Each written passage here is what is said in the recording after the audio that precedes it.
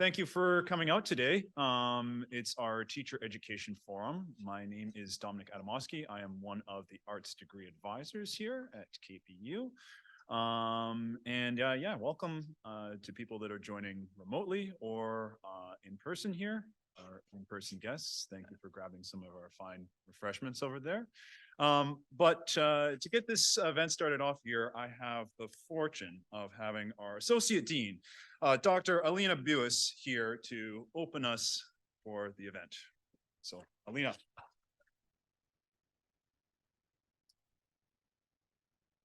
Good afternoon and welcome to this Teacher Education Forum.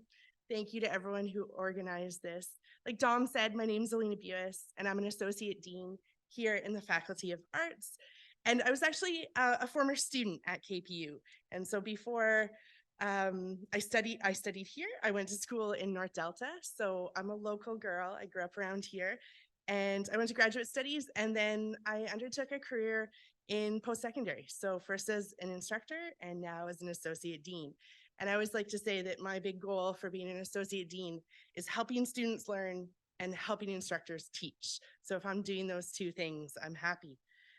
So I'd like to begin by acknowledging that we teach and learn in a region that overlaps with the unceded, traditional, and ancestral territories of the Musqueam, Katzie, Semiahmoo, Tsawwassen, Kwiklet, and Coquitlam, and of course with the lands of the Kwantlen First Nation, who generously gifted the name to our university.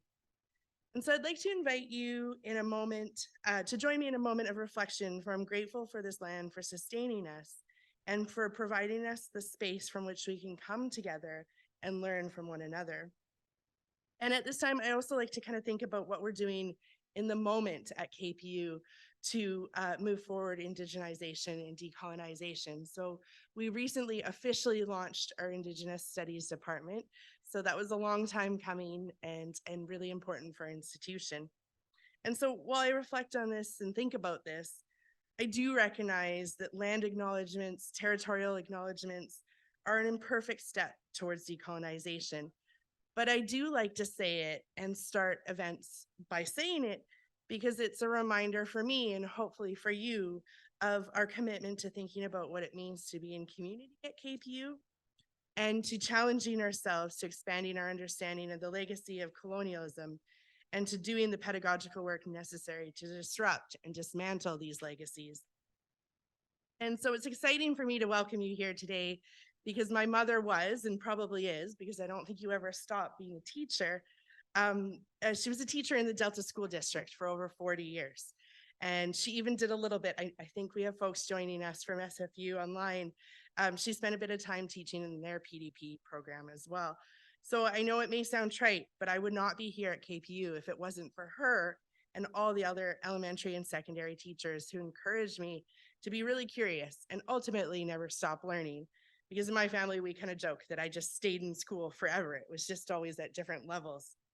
So thank you all for being here this afternoon.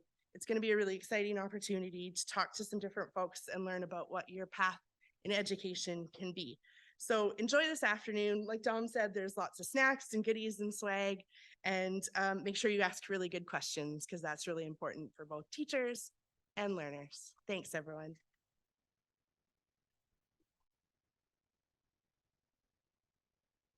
Thank you, Alina. Those are some excellent words, very inspirational, and also tying in that great sense of community here.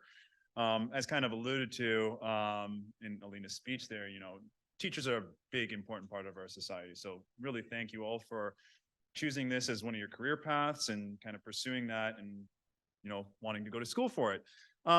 So just so that we can all kind of gauge where we're at, especially for our fine presenters who I will introduce in a few moments here, just to see what kind of students we have. If you're in person, you can raise your hand. If you're on Zoom, you can chat or whatever.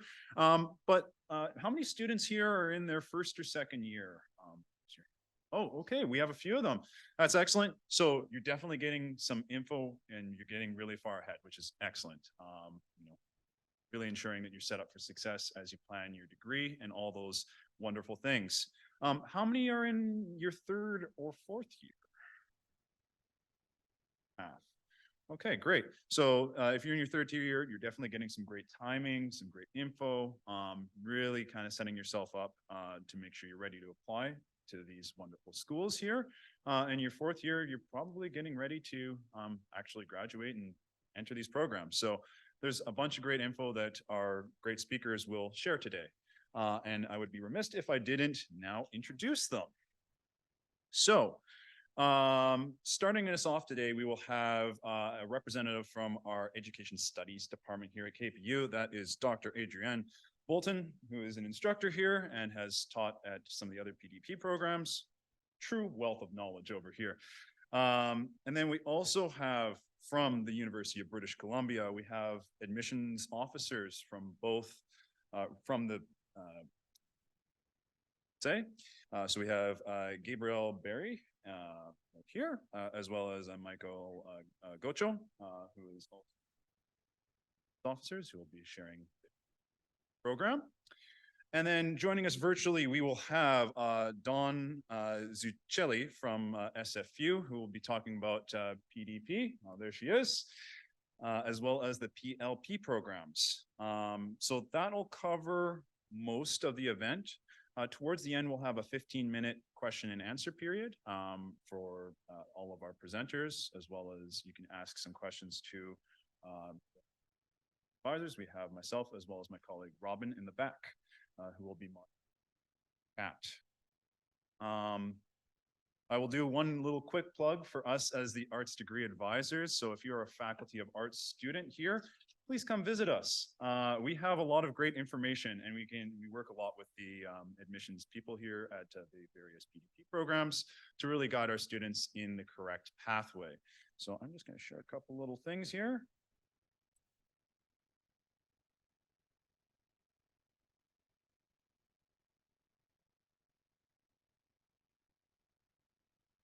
Okay. So if you go to one.kpu.ca, you can book appointments with us. So if you just go to this button here, it'll connect you to Advisor Connect.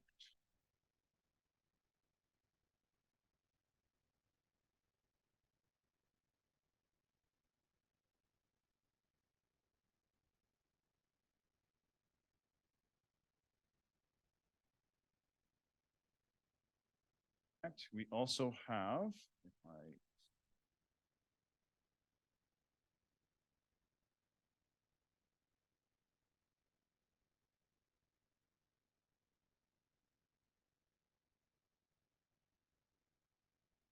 also have our Becoming a Teacher resources here, which are a dedicated website on our Faculty of Arts page that covers all of the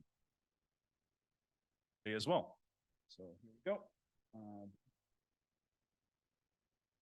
All the steps are listed there. But enough of me talking and not doing the correct technical things here. I will open it up to our first speaker, Dr. Adrienne Bolton from EDS. Come on up.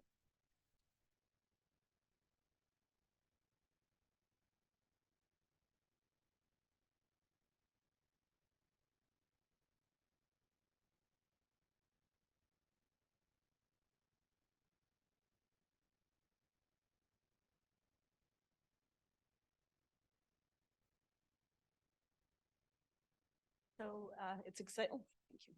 It's gonna be awkward. This working and it's not too loud. You can hear at the back. I'm okay here if that's good. So I'm a full-time faculty at Kwantlen in EDST, which I'll speak a bit about today, but I'm also a faculty advisor and instructor at the University of British Columbia. So I work with teacher candidates during their practicum.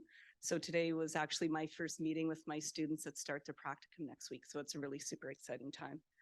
For those of you who are pondering going into education, I cannot support it as a career choice enough. Sometimes we don't always hear the most positive aspects about teaching. We hear a lot about some of the negatives that occur in classrooms, but I've been teaching since 1994. It's a really long time, and it has just been an absolutely outstanding career. It's a great degree to do, to stay in teaching in K-12, but there's so many things that you can do. So I could not support it more as a career. So the EDST, the education component at Kwantlen, we divide our courses into sort of 3 primary groupings. The first one, which I'll talk a little bit about today, is the transition courses. So our first courses are in the 1100, 1140, 1150, and they are designed to transition students from high school into post-secondary education. So going over sort of the specificity of what it is like to be a post-secondary student and things that you can do to sort of improve your success. We also have a transition courses which move from post-secondary out into the quote unquote real world. That is taught primarily by Dr. Candy Ho, outstanding faculty at EDST. So just looking at what it looks like to transition from a post-secondary setting out into the world, whatever that looks like for each individual. And the courses that I'll be talking about a little bit today is just a little bit is the counseling. So their courses are very related to teacher education programs. When if you were to go to UBC, SFU, any of sort of our big programs in British Columbia, there are these types of learning that occur in their coursework. So taking these courses in EDST gives you a significant step up when you head into your coursework. And I can speak specifically to UBC, where I've taught versions of these courses that I teach at Kwantlen in teacher education at UBC. And so it gives you a really good sense of the types of classes you're going to be taking there. Of course, every class is different and there's different focuses, but I'll get into that in a bit. But our counseling and career and psychology courses also speak to content that you would be taking in education at the other universities. In and of themselves as courses, they're outstanding. So even if it's something that you're interested in taking these courses, but you're not necessarily sure about going into education, they're still extraordinarily relevant because teaching happens pretty much in every field, no matter if you're in K-12, but if you're in business, if you're in other parts of sort of the workaday world, education occurs there. So we have an education stream in EDST. So if you complete 4 courses in a concentration, you get a certificate of completion, which when you're applying to universities is very useful when you're looking for volunteer potentialities to get your volunteer hours to go into education. Those are also really useful. Okay, so I'm just going to give sort of a brief discussion about some of the courses. And even though our transition courses, the first ones are 1,000 level, we have students in 3rd and 4th year in them as well. So these courses 1100, 1140, 1150. 1100 is specifically designed for domestic students transferring from sort of a domestic education in Canada into university. 1140 is for mature learners, so individuals who are returning to university after a significant sort of time break from being in education. And then 1150 is designed for our international students. What does it mean to be a student in a post-secondary school in Canada? And then I mentioned earlier the 4100. One of the courses I wanted to point towards for counseling and psychology is the Introduction to Educational Psychology. That information is invaluable when you go into your coursework in teacher education. So these 3 courses in our education stream, I teach these ones. So Education 3230 is going to be offered next semester, and it is a focus on curriculum theory and design. It's a little more on the theoretical side of education, where curriculum has sort of come from, what are the sort of the implications for the classroom. We take a critical approach to that. In social justice and diversity in education, we look at sort of the systemic nature of education, and we we look at it from a social justice perspective and critical thinking. So we sort of take apart major issues around oppression and power, and we look at how those play out in schools and in the choices that we make, This is an outstanding sort of course for teacher educators to understand some of the sort of the deep-seated problematic nature of our education system as a whole. And that type of awareness can significantly practice as a teacher educator or a teacher. And then right now, and there's some students here today from the best practices in educational settings. I always struggle with the name best practices because there aren't any. So we take that phrasing apart a little bit and we look at how it is that we plan and make decisions as teachers. And so right now in this course, the students on one hand are taking up sort of critical theory, social justice, contemporary theories around curriculum, while they are simultaneously planning a lesson that they will be teaching in class at the end of the semester. So on one hand, really digging into what it means to be, to teach, and then actually making those decisions and revising them in this sort of ongoing process. I call it the ever-evolving plan. I'm not sure if you guys have a nickname for it or not. So just briefly, we've got just an amazing diverse faculty in EDST. You'll notice I'm not going to read through all of these or we'd be here much longer than we're supposed to be. But their interests in education, their backgrounds, and their research provides a really diverse perspective for students in this department. Despite the fact that the majority of us have a PhD in curriculum or PhD in educational psychology, we have really, really diverse research interests that apply to the ways that we teach. And so Dr. Zayim Marzouk, who is our chair of EDST, Fatima, who is a new hire in teacher education, she does a lot of work with the transition courses. Dr. Ying Ma, who did her PhD at UBC, her interests are in curriculum theory. Dr. Candy Ho, who I mentioned earlier, she is definitely our stronghold in EDST 4100 and transition courses. Her bio is outstanding because she lives, breathes career development, and that would be incredibly accurate. There's myself with my blurb there. Diane Simmons, who works in our transition courses. She works a lot with 1150 and is outstanding in her work with international students. Dr. Pedro dos Santos is a relatively new hire in EDST as well. He is looking at education curriculum interests in both Canada and Brazil. And then we have other faculty who are not mentioned here as well that work in the education and counseling department. So highly encourage you to take these courses. They benefit you just as a learner in education, but also if you are choosing to go into teacher education. Thank you.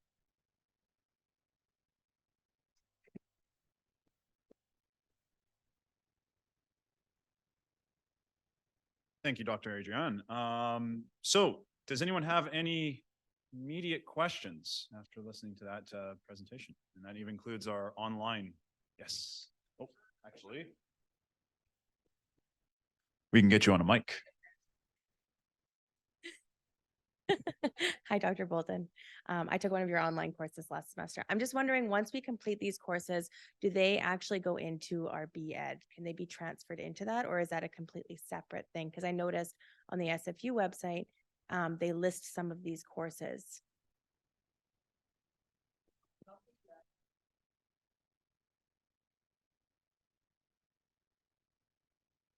Oh, sorry.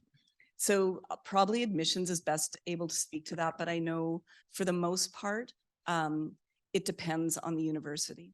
Some universities accept those. Other universities work.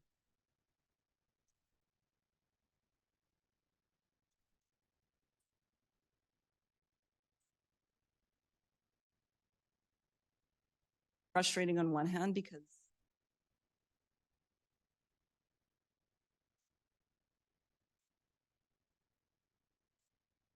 but what the advantage, exceptionally strong background knowledge before. I usually, based on.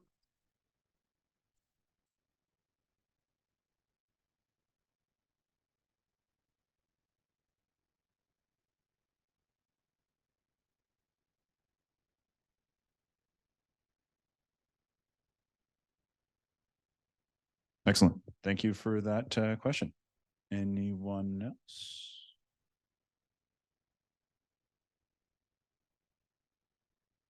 Robin, any on Zoom?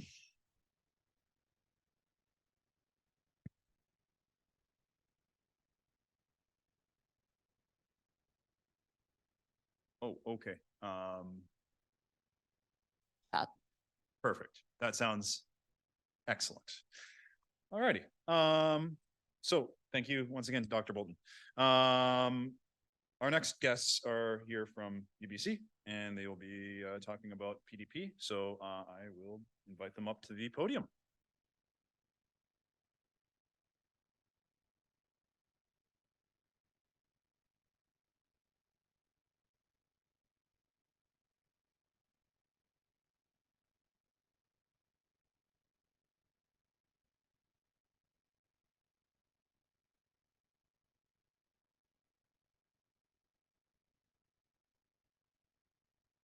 Dominic. Hello, future teacher candidates. My name is Gabriel. I'm one of the admission officers at the Teacher Education Office, or like we like to call it, the TEO, at the University of British Columbia. Today, throughout our presentation, we're going to talk a little bit about what the program is about and what are the academic requirements and other requirements involved into getting to the program. And then after, hopefully we'll be able to answer some of your questions. But before we go into that, I'm going to quickly introduce our admissions team. So on the left part of your screen, we have Derek Wong, which is the head of the department, the manager of admissions. Fortunately, couldn't be part of the presentation today. Next to him, we have Willa Bao, also one of the admission officers. Our colleague here, Willa, is as well not available today to be here, but in charge of applicants that want to focus on our secondary program option, which we'll talk a little bit more about that later on the slides. And the next smiling face there is myself, Gabriel Berry, taking care of applicants interested in the elementary and middle years stream. And then the last but not least, Michael Goko, another admission officer and advisor, able to join us here today. Now, the Bachelor of Education option at UBC has currently four different program options that you can choose from. So the elementary and middle years will be focusing on elementary and middle year students. So students starting from kindergarten up until grades 6 to 8, around 5 years old up until 11 to 14. And then secondary program option will focus on high school students, grades 9 to 12, sorry. West Kootenay Rural Teacher Education Program, also known as WECTEP. It's available on our campus in Nelson, BC. It's essentially the same program, just a different location. However, and able to focus on elementary and secondary. And finally, a very new program, we call it Rural and Remote Program. This is a program focused on teachers that want to teach in these areas that are outside the urban centers. It's a little bit longer. It's 24-month program happening partly online and partly in our Nelson, BC campus. Those are the four options you have when selecting the UBC teacher education program. Regardless of which program option you choose from, you have opportunities to learn about teaching at the campus, you develop your skills at the classroom setting, and then you have a chance also to put that in practice during the practicum experience components throughout the 11-month program. There will be short-term practicums, there will be long ones, but basically this is the core of the program, learning in the classroom, putting in practice in the practicum. Now we're going to talk a little bit about the academic requirements. There are paired academic requirements and specific academic requirements based on what age group you want to focus.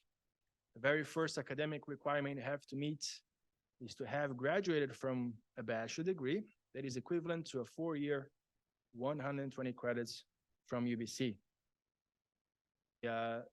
Accredited by any learning institution, whether it's domestic or international, and the topic of study does not evaluate or does not influence your evaluation process. So you can virtually study any topic that you want, as long as it's equivalent to a 4-year, 120 credits degree from UBC, you'll be meeting these requirements. Now, depending on which age group you want to focus on, there will be different academic requirements, and we'll start by the elementary middle years. So this is on top of having your bachelor degree. You would have had to complete specific credits on different areas listed in the screen. So 3 credits in a Canadian studies, of course, same for Canadian history or geography. 6 credits of English, literature, or composition. A course that has a life science component, and a math course. These are the general academic requirements that you'll be focusing on mostly while teaching elementary and middle year students. If you have not completed any of or all of these credits during your bachelor degree, then you would have to return to an accredited learning institution to complete whatever you have missing, or you are eligible to join our program. Or the secondary option is a little bit different. We have several different teaching subjects, and I'll show them in a moment. But in summary, you also be requested to show 6 credits of English or French composition and literature, but also a minimum of 30 credits coursework focusing on the topic that you want to focus on, that you want to teach. And you can see here on the following page, there are several different options available, whether you want to focus on English, French, math, the social sciences, the natural sciences as well. Those are all the available options that we have at the moment, and each one of them you have specific requirements to join. You are able to choose up to 2 teachable subjects. However, some of these subjects have an asterisk, as you can see on the screen, such as computer science. These are teachable subjects that can only be a secondary teachable subject only. If you choose one of those with the asterisk, you would have to choose a main teachable subject as well. Those are only available as an alternative solution. Choose more than one teachable subject, just keep in mind that you have to meet the requirements for both of them in order to be eligible for both teachable subjects. If you end up only meeting the requirements for one, and that's the only teachable subject you'll be evaluated on, the other one you'll be not admissible. Applicants can apply while they still have some courses in progress. So if you are perhaps finishing your program, or rather you finish your degree and you notice that you're missing some content, some coursework, you are still able to apply. You have to apply before the deadline of January 15, 2024. That's when our application cycle is closed. And then you have until June 30th to finish any outstanding coursework. Ensuring that you meet this deadline will make you eligible to start the program in September 2024. Again, even if you haven't finished anything, there is still time to work on that. Just ensure you apply before the January 15, 2024 deadline. Other set of requirements that we have are the experience requirements. So that is on top of the academic requirements that we already talked about. You will have to have minimum of 100 hours of experience acquired before you can apply. When you apply for the program, you can choose up to 5 relevant types of experiences they have gathered. Basically, what we're looking for is what is the age group of students that you work with. So again, if you're planning to apply, for example, for the secondary stream, secondary program option, you should have acquired your experience on the same age group that you see. Grades 9 and 12, same applies for the elementary and middle years. The number of students that you work with as well, you would have to have work with students, with a group of students that will be similar to what you will see in a classroom. So tutoring, one-on-one types of experiences are not ideal. You want to have a chance to work with a larger number of kids. Again, similar to what you'll be facing in a classroom. And finally, what is the nature of the experience? Ideally, something related to the educational field. A very common option would be working in a school as a volunteer, but that's not the only option. You'll be able to make any connection you have within those 5, up to 5 experiences that you can report. They have to have a connection with the educational field. There you go. Yeah. So that's the age group that I was mentioning. So again, if you're planning to apply on what is the age stream that you're planning to apply, you have to focus on the right age group. We'll place a couple of examples on the bottom of this slide here. They are not based on the school. So if you work as a coach, whether it's a sport, any kind of sport, or if you're tutoring, but not as a one-on-one, perhaps as a group, working in a summer camp, all sorts of different youth groups. It can be in a vision setting or not. It will be up to the applicant, up as yourself, to make a connection with what you work, the type of experience they acquired with an educational setting. Ideally, we want it to be in Canada, but you can use international experience as well to meet these requirements. This is a recommendation we give to our applicants. 100 hours is the minimum. If possible, go well and above the 100 hours, surpass the minimum requirement. It is quite a competitive program to get into. So as much as possible, if you can go above the minimum requirements, that will make your profile, your application profile more competitive. You increase your chances to get into the program. Once you apply for the program, one of the questions in the application package that you have to complete will be the personal profile. So that's something that you can work on even before you decide to apply. You'll be asked 3 very important questions. You can see them on the screen. You have 1,500 characters to answer them. Usually, the experience you acquire during these 100 hours can be very helpful when you start to create these answers. Just something to keep in mind, you'll be part of your application process. You'll be part of your admission procedure once you decide to apply to teacher education options. So why do you want to be a teacher is the first question. Describe the kind of teacher you want to be as a second question. And then give an example from your experience, which illustrates your suitability for a teaching profession. So again, whatever type of experience you acquire in those 100 hours, this could be helpful to answer these questions. And I believe the next slide is a different type of requirement, the references. And now I'm gonna let my colleague Michael go over this. Thank you very much, Gabriel. I don't want to take too much time from you, but I'm really happy to be here. Before I forget, I just want to say that we're really excited to be here at Quantline. We brought a number of swag for you. So if you want lip balms or pens and pencils, they're all here at the desk, and we're going to be very happy to chat with you later on. Okay, so to recap, so a first degree, you need a first degree before you can apply to our Bachelor of Education program. And I just want to make a caveat asterisk now in case there's some confusion about terminology.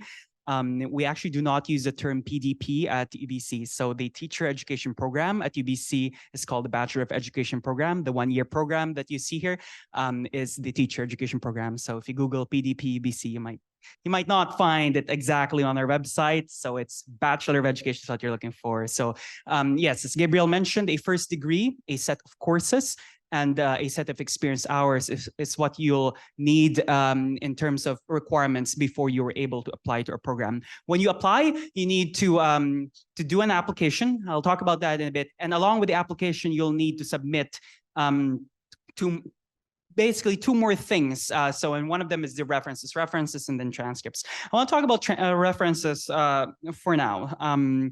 So we require all applicants, aside from submitting the application form and answering the personal profile questions along with the essays, to ask 2 people, okay? 2 people who would act as your professional references on your behalf. So these people must be the people who have seen you do your experience hours. So that 100 minimum that Gabriel mentioned earlier, we would like to have your supervisors, okay, fill out a form for you. Okay, so it's going to be a separate form on the application form. So you fill in the application form, and then you'll be directed to fill in a portal wherein your referees can answer questions about you. So things like, how are your communication skills, or were you engaging well with the students? So they don't write letters. I just want to make that very clear now, abundantly clear. We will not read letters.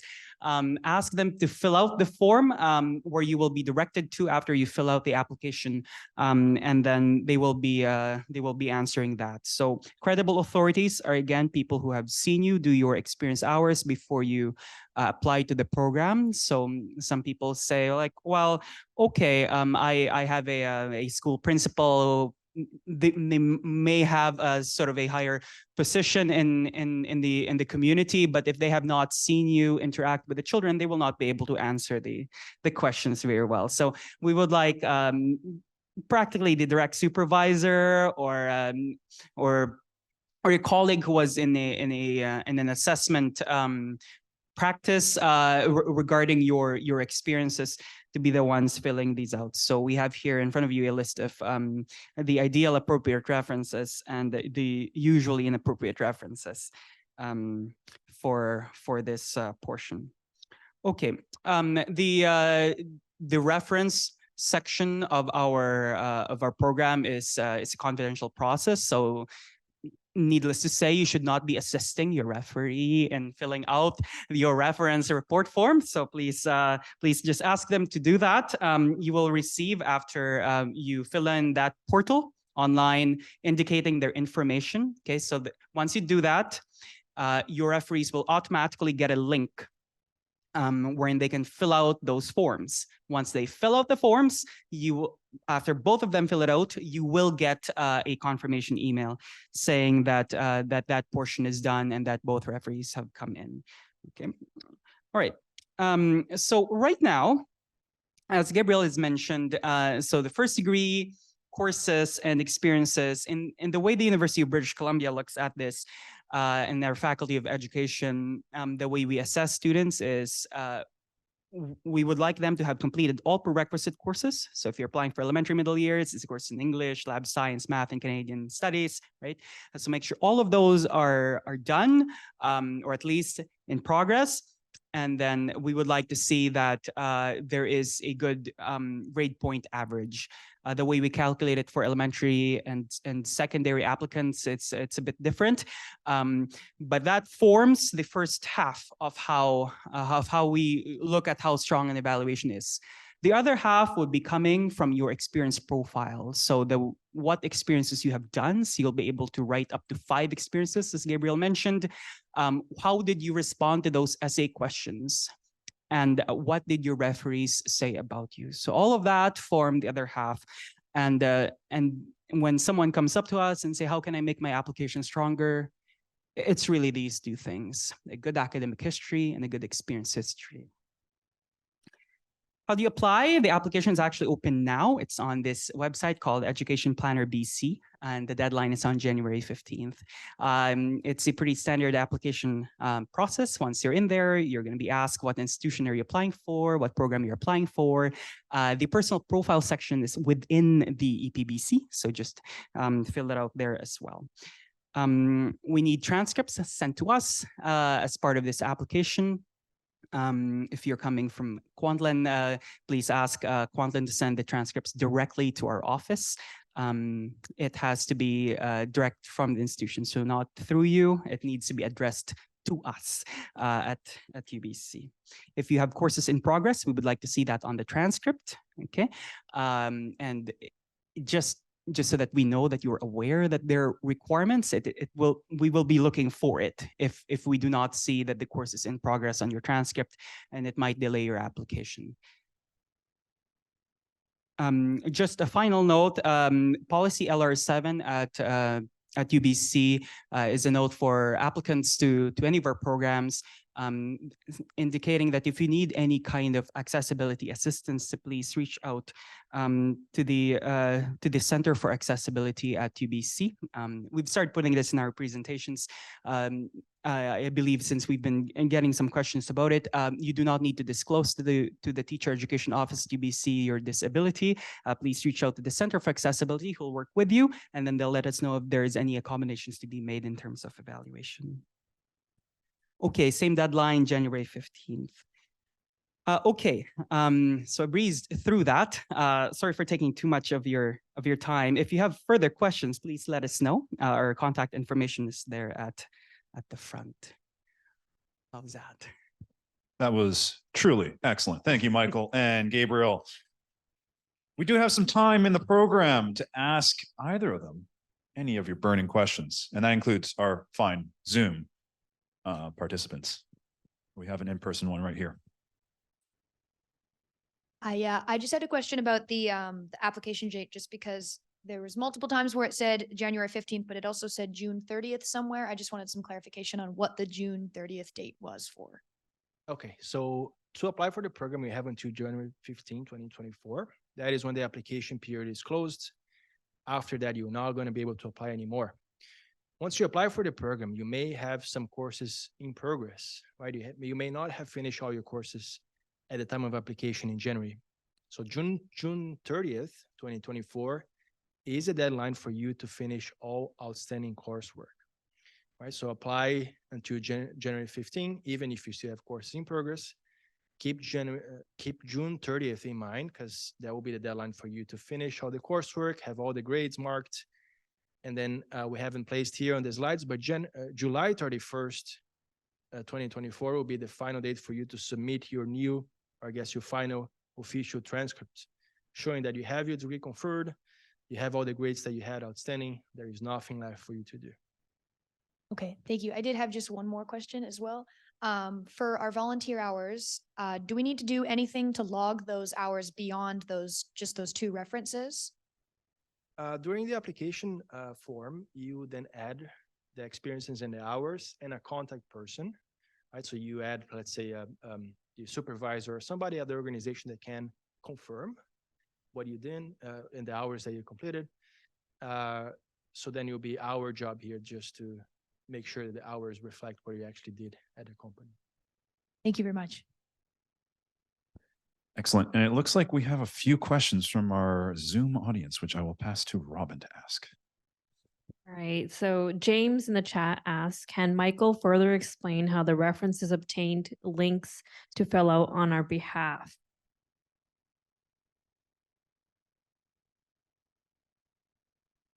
Thank you for the question. So when you apply on the Education Planner BC account, you will get an email from the university, from our office within 2 weeks or so, called an acknowledgement letter. Okay, so the letter thanks you for applying to UBC and outlines what you need to submit to our office. So if you declare that you went to Kwantlen, well, right there, please submit it as a Kwantlen transcript. And everyone also will get a notification saying that we would like to see, to please arrange 2 reference report forms on your behalf. And then within that letter, you will see a link to a portal called VidCruiter, wherein you will have to fill out there separately the information for your referees. This is actually a very good question because there is some confusion. When you apply on EPBC, you will be asked who are your 2 referees, okay? But that does not trigger the reference report form. You fill out EPBC, which is the main application form, and then you will be asked subsequently to fill out the form on VidCruiter, which is the references portal. Everyone will be after application will be emailed the link for those instructions. So no worries about that. If there are further questions, I can certainly assist. Yeah. Oh, I almost asked Gabriel to show it, but it's also on the website. You can actually fill in the application, the references portal now, even before you submit the EPBC application. So that should not be that process, which is usually application first, and then references can be reversed. If you want to give more time to your referees now, you can fill in under the references portal under admissions on the Teacher Education Office website. Just fill in their information. They'll be able to do it even before you submit the EPBC application. All right. Thank you, Michael. There's a question from Elizabeth. Are there courses for those who want to teach bachelor's level or master's level courses to students above the age of 17? Is that for UBC or? Yes? Yes.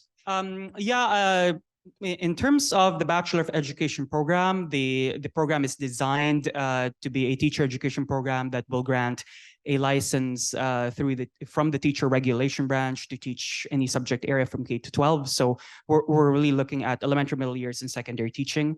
However, we actually do have our own EDST unit at UBC.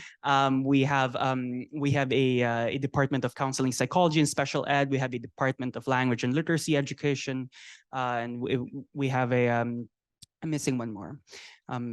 It's a special education, language and literacy, and curriculum and pedagogy. So those 4 other departments, along with the Masters of Technology unit, they could offer more graduate programs that could tailor more to higher education and not just K to 12 teaching. But in terms of our presentation here for Bachelor of Education, it's K to 12 system.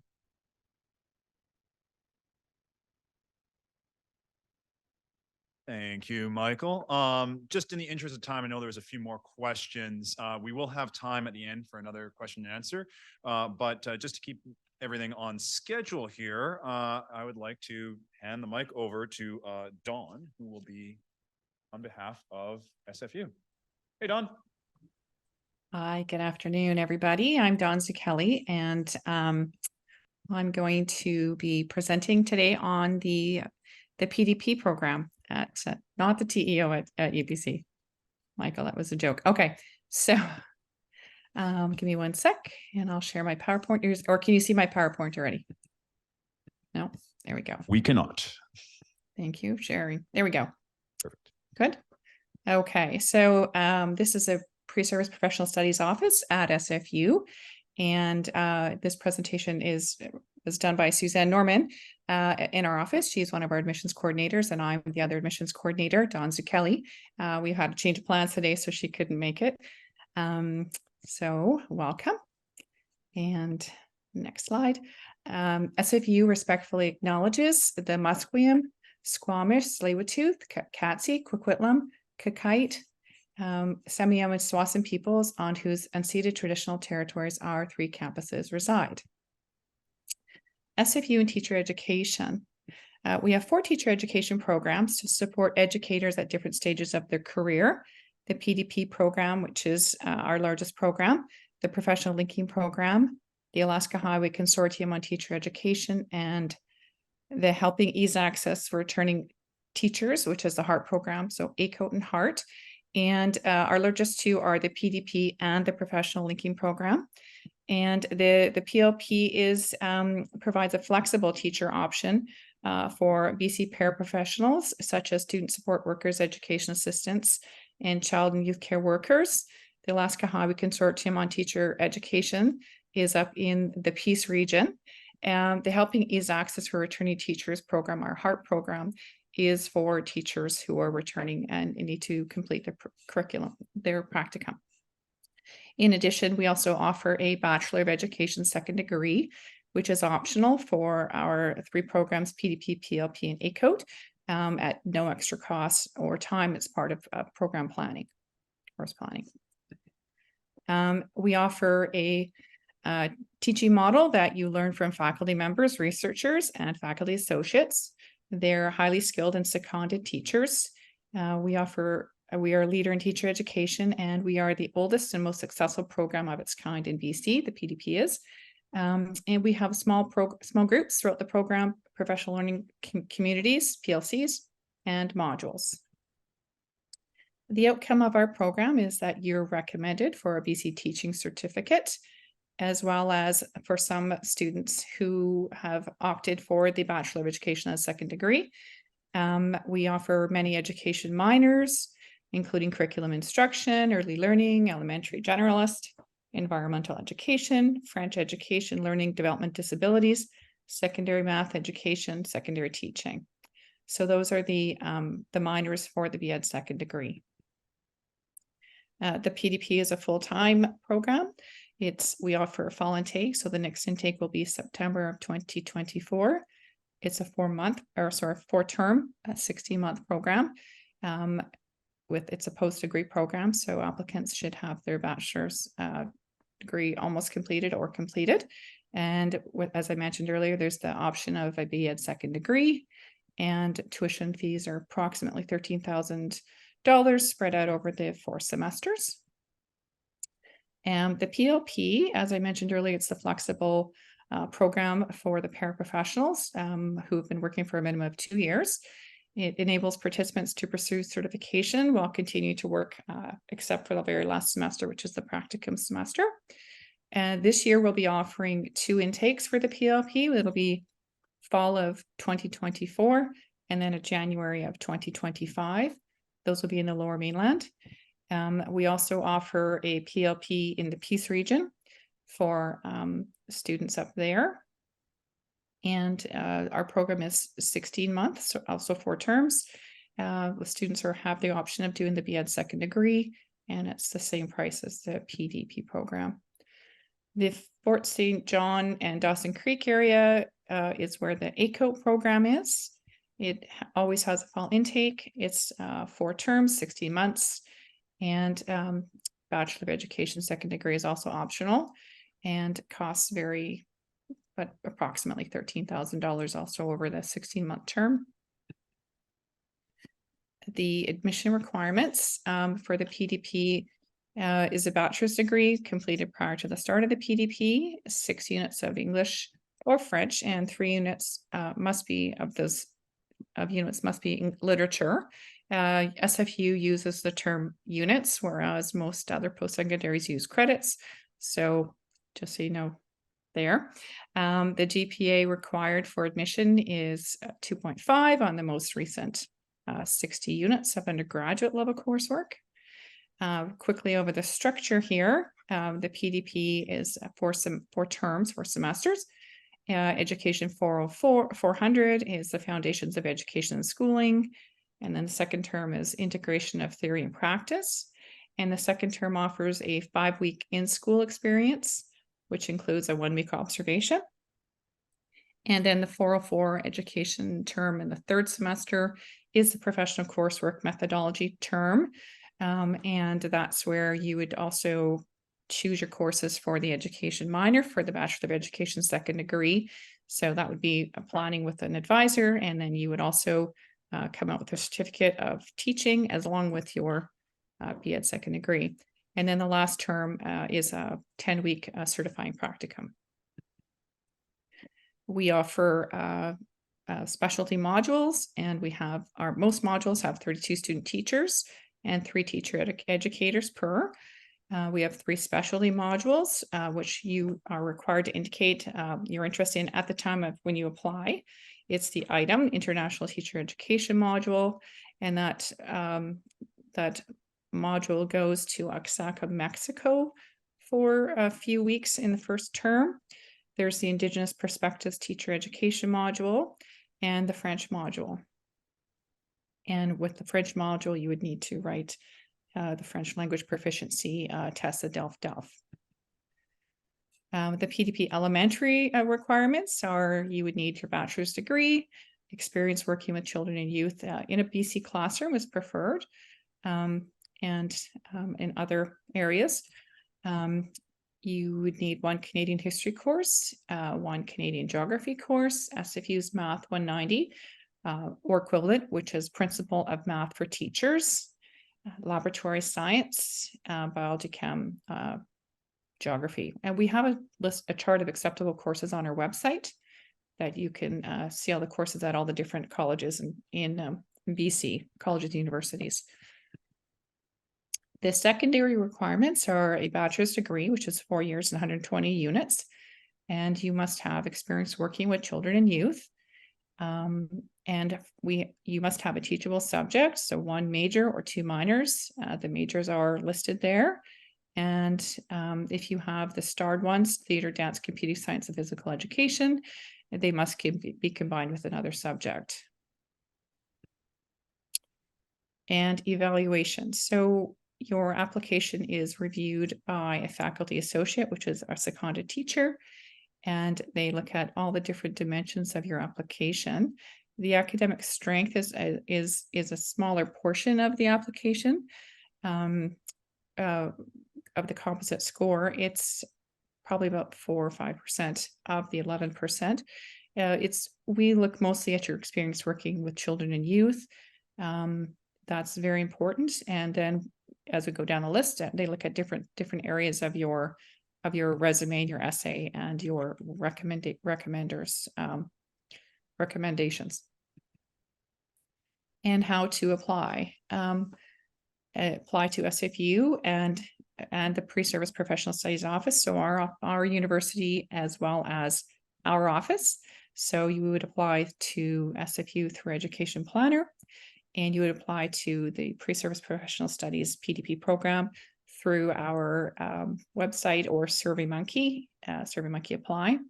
Our next intake is in September, and it shows you how to talk about how to apply there. You just go to our website. Okay, there we go. Thank you for listening. We offer info sessions twice a month on the PDP and the PLP and ACOUT, and we have one coming up this week on the PDP. Longer, more information will be there. Any questions? Excellent. Thank you so much, Dawn, for this Thank you. amazing presentation. I tried to go through it fast for you there. Absolutely. And now we'll open up to the floor here, and we have some questions coming in from the floor. So Sure. on a microphone.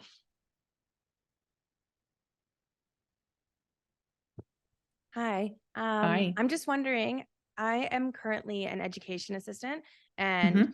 where you're kind of boxed into what level we're working in. I've worked in the same high school for like 6 or 7 years.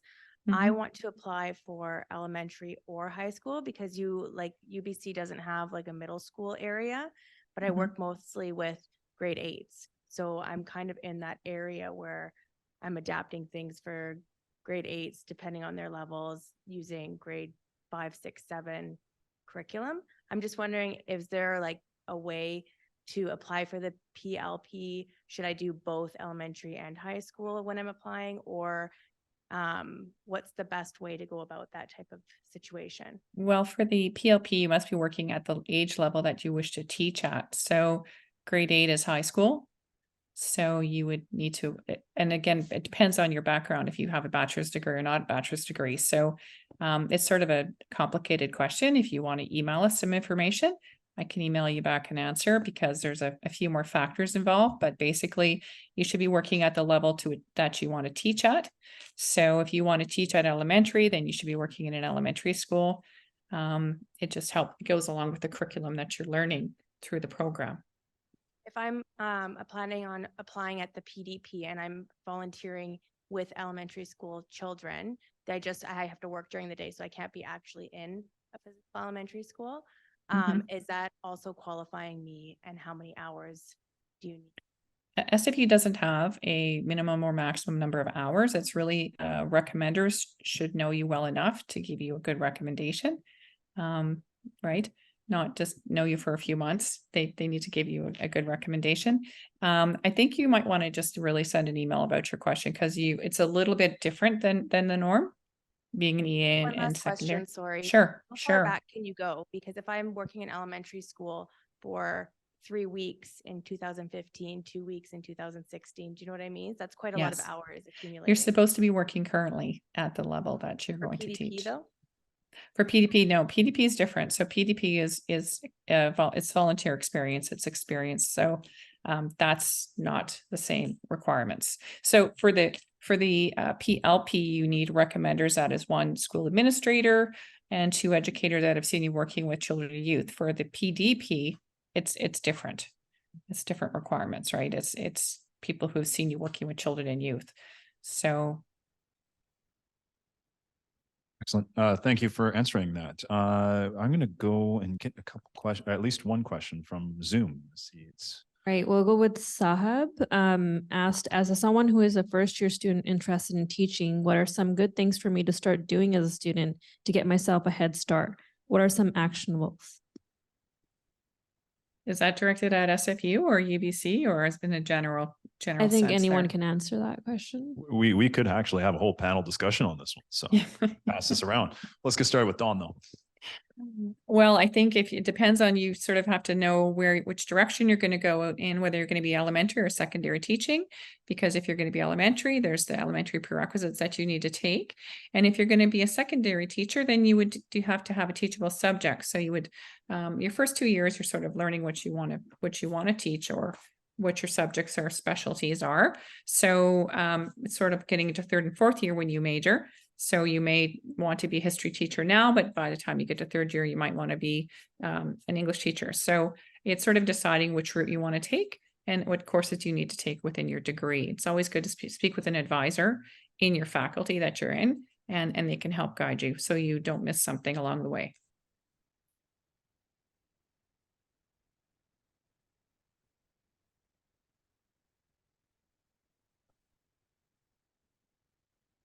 Technology, huh? Yeah, just to complete that answer, I would say pay very good attention to your marks because the academic results influence in your evaluation process. So the better the GPAs, the better chances you have to join in the program. First year it's actually very early for you to be thinking about what you're going to do after you graduate. But as long as you keep in mind there are specific academic requirements that you have to meet, and make a plan to in order to complete them before you finish your 4 years, you'll be in a very good position, a very good place to apply for the program. Not forgetting acquiring the required experience hours. So during your second, third year, fourth year, those are good moments to start volunteer and in different settings, the appropriate age group, and finally trying to get that very appropriate, very specific reference. People that can say good things about you, again, greatly increase your chances to get into the program.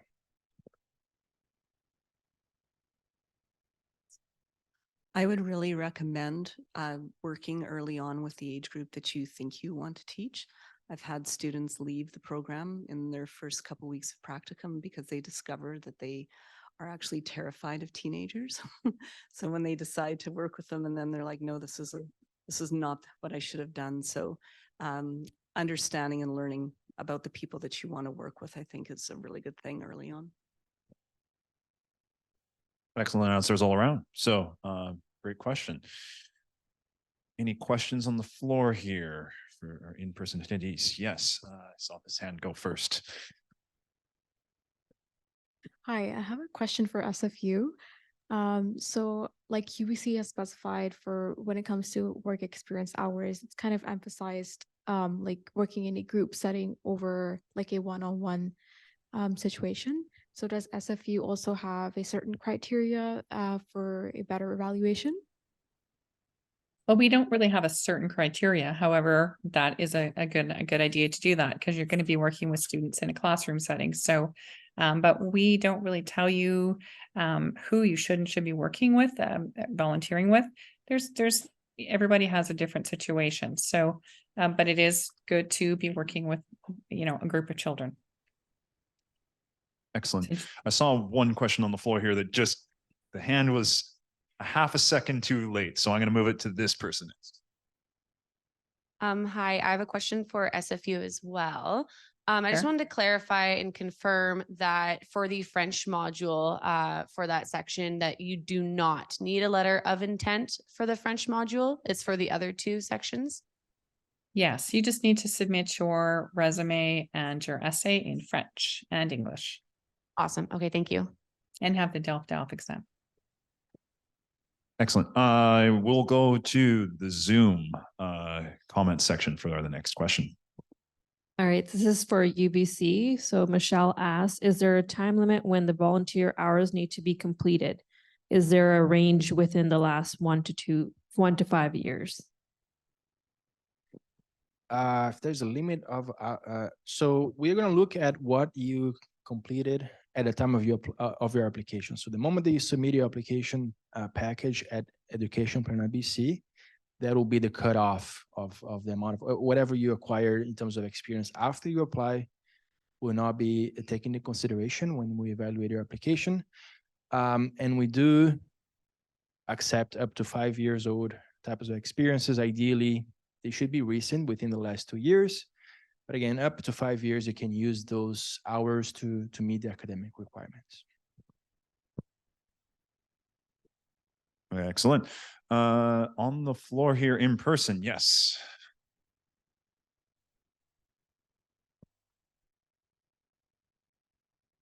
I had 2 quick questions, one for both UBC and SFU, just because on the lab science slide for SFU, I noticed it just said biochem and physics. Is astronomy considered a lab science as well? for both SFU and UBC requirements? We have a chart of acceptable courses, which lists all of the courses, and I believe astronomy is on there. UBC? Yeah, as long as there's a lab component, Yes. there's different subjects that will be acceptable. That's right. Astronomy, one of those. If there is specific courses that you want to check, we always recommend getting in touch directly with us, sharing a detailed course syllabus so we can see what you study, but astronomy could work as well. Excellent, thank you. And I just had one more quick question just for UBC. SFU mentioned it was approximately 13,000 for tuition. I was just wondering what UBC's the 11-month program. Yes, I believe it's $13,571. I may be wrong a couple of dollars here for domestic applicants. International applicants would be a bit more expensive, unfortunately. This changes every year, so I advise perhaps if you're not applying this year, check with us, but it will be at around $13,500. Thank you. Alrighty, and we will go back to Zoom for the next question. I think this was through UBC. Gian asked, is the program mainly for applicants who want to teach elementary and secondary students? Is there a program specially designed for teaching in universities?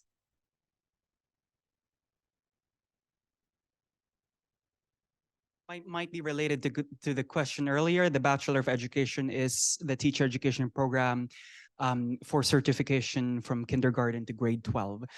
If there is interest in teaching adults university level, I mean, it's not as regulated as the public school system. You do not need a government license to be able to teach in a college or university. So you probably would want to approach the potential employer, the institution, to see what they would require from you. But if you would like to develop skills in teaching and higher education, our Faculty of Education at the University of British Columbia has a diploma in adult education. It's an undergraduate program. We also have master's programs in higher education offered by the Department of Educational Studies.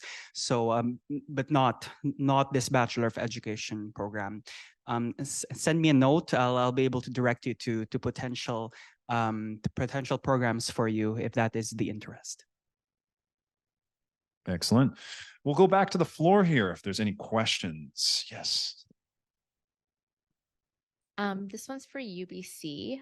For the prerequisites, you had Canadian Studies as well as Canadian History/Geography.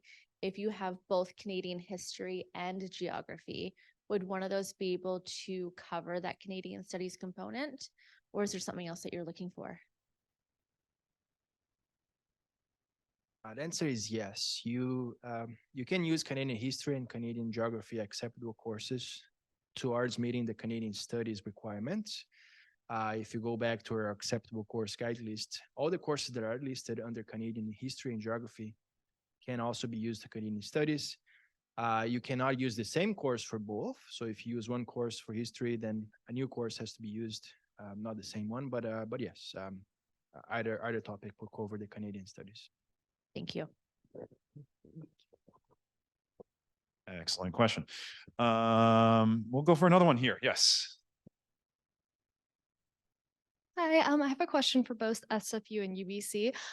So I'm only my third year, but I'm doing a history major and anthropology minor, and I'm hoping to teach social studies for secondary.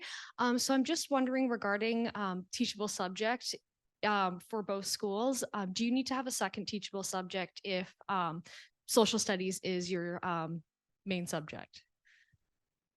For SFU, no. That is the teachable subject, social studies. It's your teachable. Might be a bit more complicated at UBC. When you get to the list of teachable subjects for the secondary option, you will see that the social studies umbrella has 3 teachables, so history, geography, and then social sciences. Social sciences is not considered a widely taught subject at UBC, so it is the discipline that would include political science or anthropology, right? So if you want to teach that social sciences, you need to pair it with a subject that is widely taught. So that can be the history. So you can apply with history plus social sciences. You can apply with just history, but you cannot apply with just social sciences. So if I'm doing a history major, anthropology minor, that should be okay for you guys as a requirement. Well, Potentially. any major is actually fine. We just need to make sure that that the academic requirements for the teachable subject area has been met. Yes. Thank you.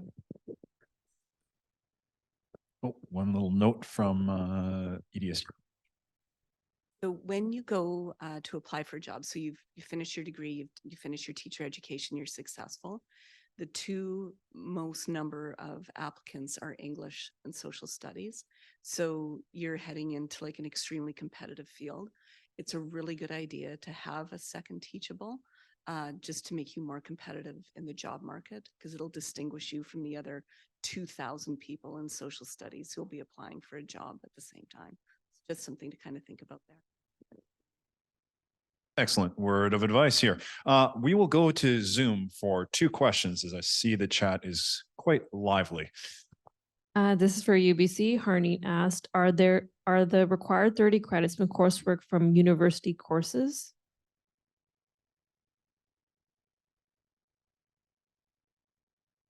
Yes, the answer is you have to complete the courses in an accredited post-secondary learning institution. So at the university level, it doesn't have to be attached to a bachelor degree. So I guess in particular case here, if you already graduated, you notice that you're missing some coursework, you could go back as an unclassified student, as we like to call it UBC, not attached to any degree, and complete these outstanding courses, but all the courses, all the credits that you're showing in your application have to be completed by a post-secondary learning institution.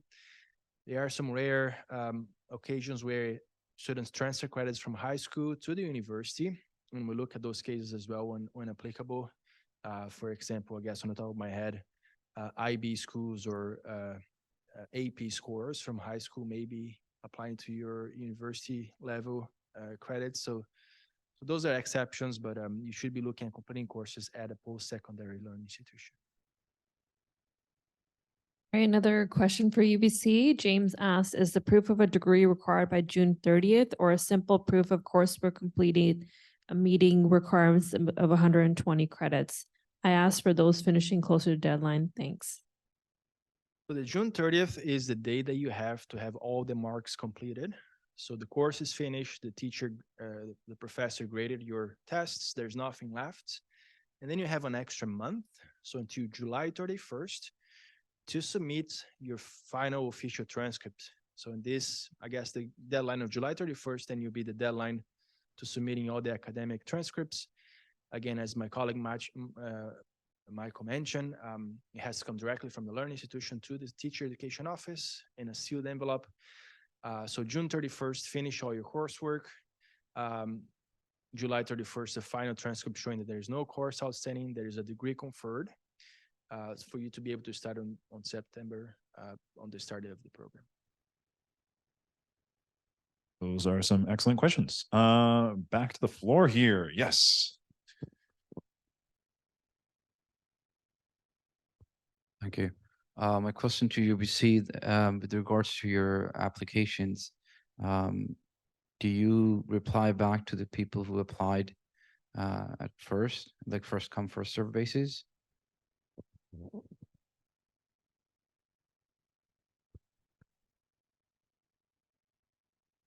No, there's no, your application is not going to be handled any different if you apply early or later. We start our evaluation cycle or when we start evaluating all the applications sometime during February. And we plan to answer all the applications by mid-May.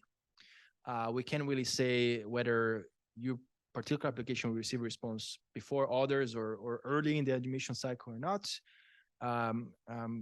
But applying, there's no early application, applying early in October, November, or applying later on January, closer to the last day, will not affect in any way your evaluation process. Good question. Is there another one on the floor here? Oh, we got one.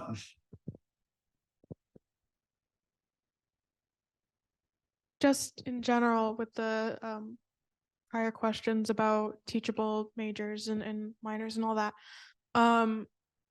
how like weighted, I guess, are those things? Like, would it be recommended, even if you're already majoring in a teachable subject, to still take a minor in something teachable? Would that look better potentially on an application, or is it just you just need a degree and it doesn't have as much weight? Just to either institution, I guess. You can get started with Dawn.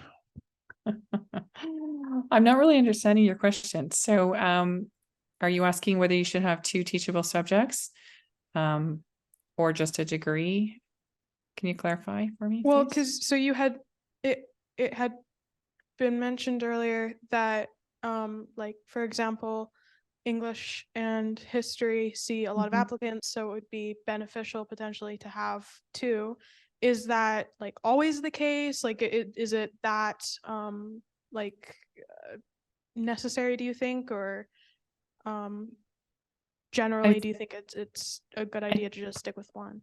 It's up to you, of course. Generally, it's people just do what they want to, study what they would like to. So if you would like to do a second subject, you can. But we don't have any rules on that. UBC, how do you? Thank you for the question. It's also a bit more complicated than it might Mhm. look like. So let's say I meant before I proceed, actually, I mentioned earlier that any degree is fine when applying for the program as long as it's a 4-year bachelor's degree equivalent to 120 credits. So that's a standard first bachelor's degree requirement. But if you're, by the way, doing an education degree, a first Bachelor of Education, we typically can't use that to get admitted to another Bachelor of Education. Just want to make sure because we're on the record here, okay? So when you present a degree, if that is not necessarily your teachable subject area, but you satisfy all the course prerequisites, you will be eligible for consideration for the teachable. It might be a good idea to major in it anyway, especially if you're looking at things like English and history, just because there's a good number. The demand for the supply for English and history teachers sort of reflects the admissions as well. We get a lot more applications for English and history. So in that regard, if you're presenting a degree in English or even an English honors or a master's in English, like those will play into the way evaluations are done. However, if you're, let's say, applying for biological sciences at UBC is also one of the competitive areas. So English, history, biology is how we usually look at it. If you would like to teach biology and you meet more than the minimum required credits for biology, and you have checked off all the background areas in, say, genetics, microbiology that the worksheet will ask of you, and say that you want to apply for French immersion biology, suddenly the game changes a little bit. It's like, oh, okay, a French applicant. It might be in your favor since there is some demand for French teachers. So that's some things you want to look at. You don't necessarily need to declare a major in this area. We're looking at the credit counts and things like that, as well as demand in the field. That's a great question. I see that there is a few more on Zoom, so we will go to Zoom for the next 2 questions. Dan asks, and does the teaching experience hours include high school teaching, volunteering experience, or those hours are accumulated when taking a bachelor's degree? I'm not sure which school it's for, but we both can answer. SFU doesn't have a deadline or timeline of when you should or shouldn't have taken your experience, but I think within 5 years, perhaps. We don't have a date or a time. It will be 5 years for UBC. So whatever type of experience you acquired after, it wouldn't be valid towards meeting the requirements. And again, highly recommend applicants to have recent experience within the last 2 years. Another way to make your application profile more competitive.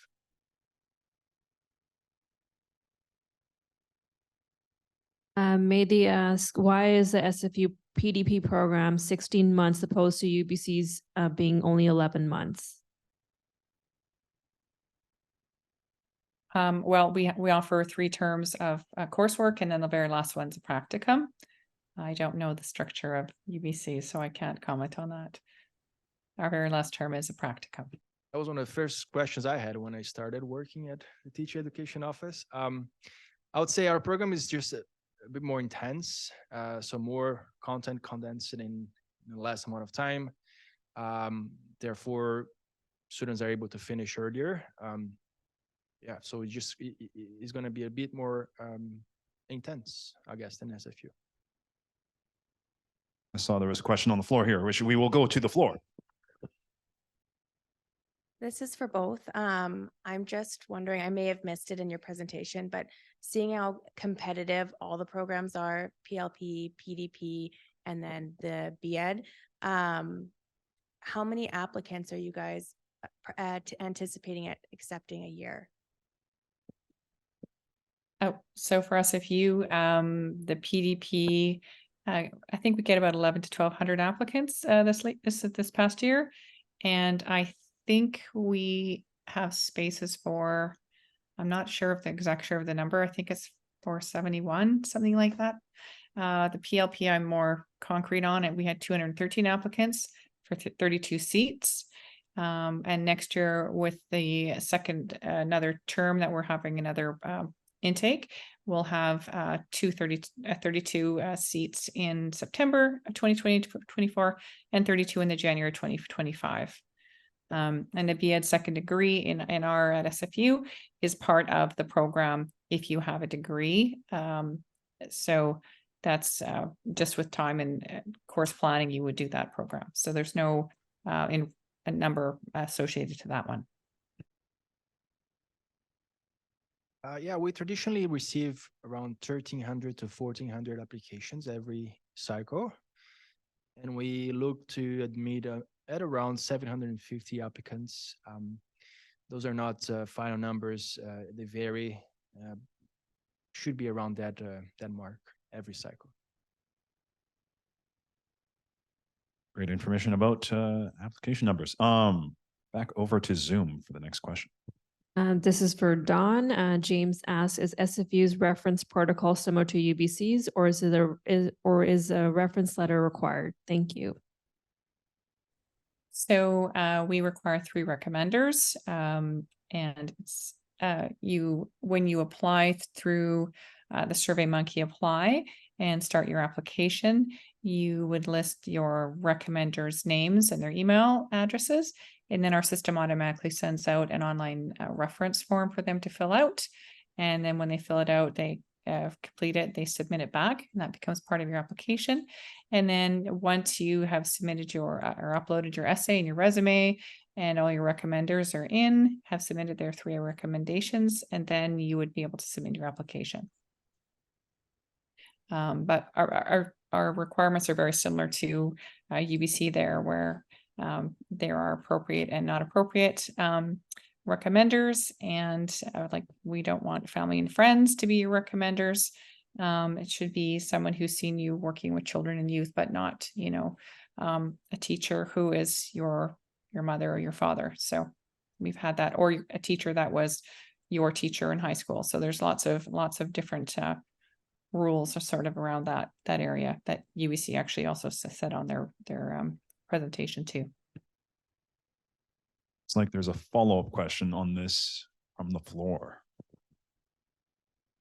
Questions for both SFU and UBC. The type of experience, you guys mentioned that the age group that we're applying for, we should be working with that. So for example, somebody has experience from working in sales academy as opposed to working in Princess Margaret or Queen Elizabeth Secondary School. Does that play any part? Sorry, so your first example was sales academy. Does that mean, is that a school, or are you just saying a workplace? Yeah, it's a school. I mean, Provincial Surrey Innovative Learning Center, I believe. I'm not sure what the abbreviation is. So they have blended online and on site, so they do both. and then and other schools are just normal public schools in person. I don't know the answer to that one. So that would be an email question to our office and I can answer that way. Sorry. Yeah, I would say if you can explain more in details, we can give you a better answer. But ideally, you should be looking at not where you are having your experience, more like, is there a connection with the educational field? Are you working with the age appropriate children, and how many kids or how many teenagers are you working with, right? So most common examples are working in a secondary or elementary school as a volunteer. But again, as long as you can make a connection that your experience was important for you, perhaps in the future working as a teacher, if that it's valid for the application, we will look into that. But yeah, if you'd like to get maybe more details, send an email. We can look at what you did and give you a more accurate answer.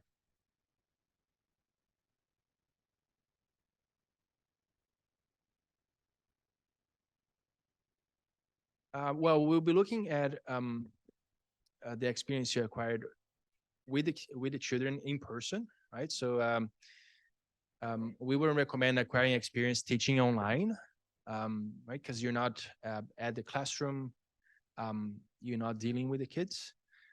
So you will not be what we consider an appropriate type of experience, right? Try to focus on dealing with the kids in person, going to the place, whether it's a school or it's a summer camp or any other sort of activity you're doing, make the connection with the educational field, and that could work towards meeting the requirement. Just to clarify for Dawn, as I don't think she heard the full question here. I couldn't hear it. No. Absolutely. So it was if there was a difference between online versus in-person ways of accumulating this experience. Yeah, I don't know the answer to that one. So if somebody has a question about their volunteer experience, please send us an email and we'll get back to you on that. Excellent. Sorry. I'm going to take another question from Zoom. I'm not sure what university the person's referring to, but both can answer. So Komal asked, when looking at transcripts, do you mainly focus on the last 2 years of the GPA? The most recent 60 units or 60 credits? Yes. For applicants to UBC for the elementary middle years program, it will be the last 60 credits. So the last practically 20 courses for a course, usually 3 credits. So that usually means the application deadline is January 15th. So all published courses by the end of December the year prior. So you in a 4-year program, we would start counting from the middle of your second year right up to the first half of your 4th year. That's elementary middle years. If you're applying for secondary teaching, we would be counting your GPA from the upper level teachable subject areas of your intended teaching options. So if you're applying for, again, biology, we would be looking at the upper 18 courses so in the 3rd and 4th year level of biology. So it's 18 to 20, look at the worksheet, it will be laid out there very clearly how many credits we're going to look at on the senior level coursework for that teachable. Excellent. I see there is a very burning question on the floor here that I will pass to the person that has been very patient. Thank you. This is for SFU. I Okay. am just wondering for the recommenders, they just have to witness you working with youth in an education setting, correct? It doesn't have to be with the age group that you are applying for. So per se, you want to be an elementary school teacher. It doesn't have to be recommenders that have seen you work with the elementary aged students versus it could be per se a secondary school teacher or principal that have seen you work in that academic setting. Ideally, it's with working with children and youth at the age level that you intend to teach. Excellent. Robin, is there one more from Zoom? There's quite a few here. So Danny asks, I'm a Bachelor of Fine Arts student and I currently have a ECE certificate. My question is it a good idea to teach art to elementary school students? And he mentions, I have experience teaching preschool children.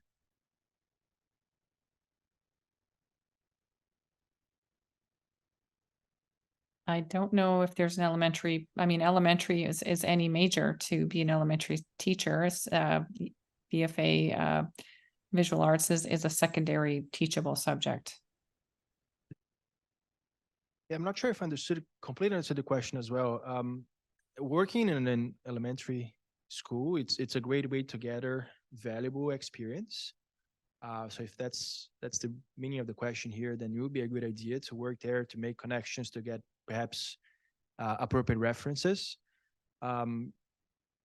If there's not intention for the question, then maybe send us an email, and then we can look into it, what exactly they're asking for. But again, for getting experience, that is a very good idea to work in a school, the right age group that you're planning to apply to. And I wasn't sure if the person that was asking the question was wondering about the PLP program. So is that what you're looking for, was PLP or at elementary or secondary? I believe it was early childhood educator. Oh, okay. We will take one more from Zoom, and then our in-person attendees will be able to chat with our representatives from UBC in person here, as well as capture some swag, and even talk to our Dr. Bolton here, who is still in person. So one more from Zoom. So Alyssa asks, do we need to apply for general admission to UBC as well if applying to the teaching program there? No, the answer is no. The Bachelor of Education is a different program. And if you want to be a teacher, if you want to get a valid teaching license and work in the BC public school system, the Bachelor of Education is at UBC is the only program that you need to apply to. Again, using the platform Education Planner BC. There is no other way at the moment that you can apply for the program other than Education Planner BC. Excellent. In the interest of making sure that we have some time for our representatives from UBC to answer some questions here, we will be moving to more of an in-person format here. Thank you for all the questions online. Thank you, Dawn, for attending virtually here. Thank you. I think we could probably even turn the recording off and leave her on to ask some other questions. Additionally, as they all said, they have some information sessions happening, so please do attend those and ask your questions. And thank you for attending